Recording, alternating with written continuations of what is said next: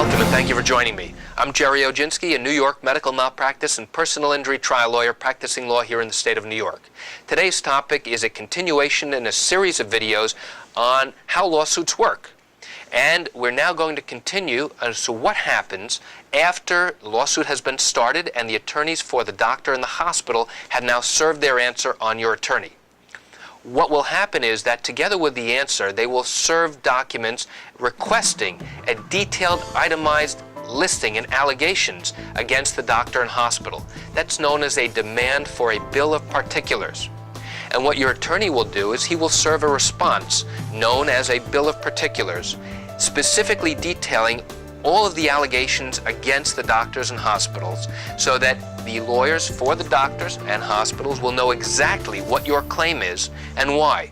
Whether it's a failure to diagnose cancer, whether it's a improperly performed surgery, whatever the claim is, your attorney must now use that bill of particulars to explain in detail what exactly the problem is and what specific injuries you have suffered as a result of the wrongdoing.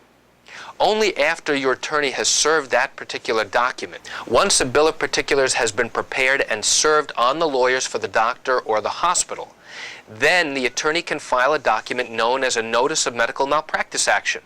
That is an indication to the court that the parties are ready to come in for a scheduling conference, known as a preliminary conference. And depending upon which county your lawsuit is taking place in, it may take a few months for your attorney to get notified to come in for a scheduling conference. You don't have to appear, your attorney has to appear, as well as the attorneys representing the doctor and the hospital. So on the date that your attorney goes in for a scheduling conference, dates will be set by the court as to when documents have to be exchanged and when depositions will take place.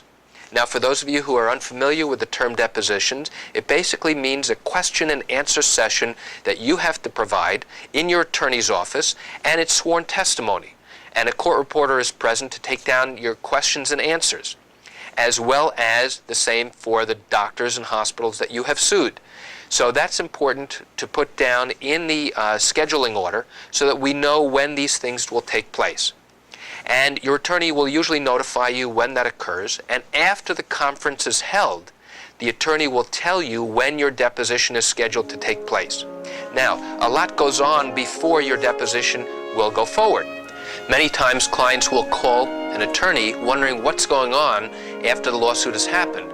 Well, oftentimes the attorney does not let the client know all the behind-the-scenes work that goes on leading up to the deposition. And there's a lot of paperwork that has to be exchanged.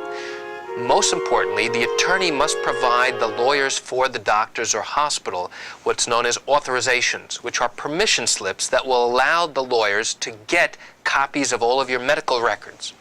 In addition, your lawyer will also have to provide copies of medical records that he has already obtained to the lawyers for the doctors and the hospital.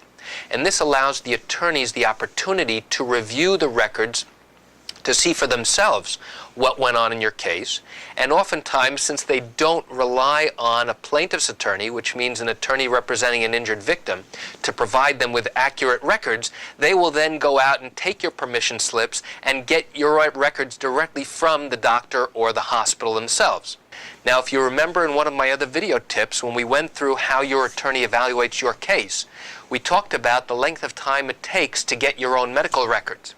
Well, now it's going to take the lawyers for the doctors and the hospital the same length of time, if not longer, to obtain all of your records, because first they must wait for the permission slips from you, then they have to process the paperwork, put cover letters with each one, and then send them out to the doctors and the hospitals requesting your records. Typically, what will happen is the doctors will send what's called a fee letter. They'll send a letter back to the lawyer or the law firm saying, we'll be happy to provide copies of these records to you, provided you pay us X dollars for copying costs. So now the attorney and the law firm must write a check to the doctor's office.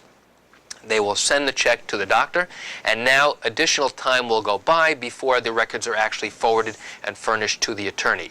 Once all of those steps have been completed and the attorney for the doctor or hospital has all of your medical records, then we can go forward with your deposition.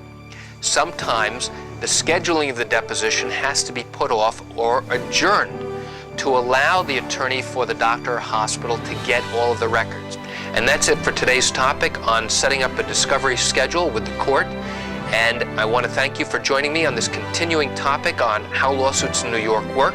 I hope you'll join me for the next video tip, which is what happens when you come up for your deposition.